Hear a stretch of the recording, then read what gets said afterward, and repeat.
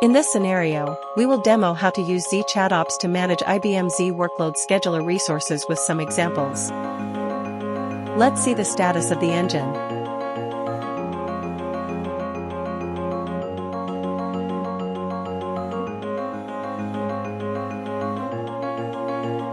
You can see the most important information of the engine, such as version, type, time zone, etc. You can also click the links to view more information of the engine. You can set the engine as the default engine. Let's see the details of the engine DWCZOS. The details of the engine are returned. Let's show the workstations in this engine. The first 10 workstations found are showed. You can see the most important information of the workstations.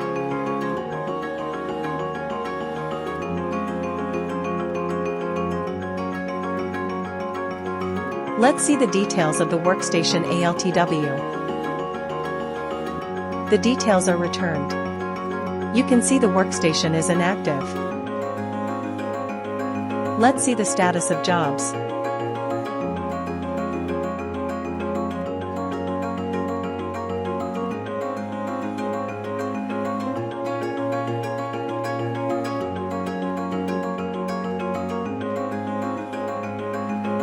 The first 10 results found for jobs are returned. You can see the most important information of the jobs, such as job stream, job number, status, etc.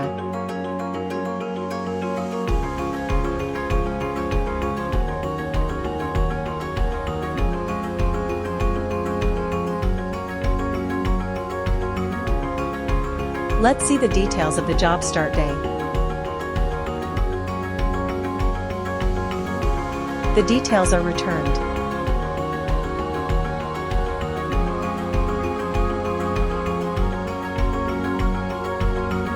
Let's see the details of the job start.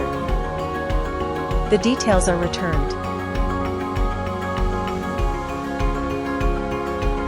For more information about how to use Z ChatOps to manage IBM Z Workload Scheduler resources, see our official documentation.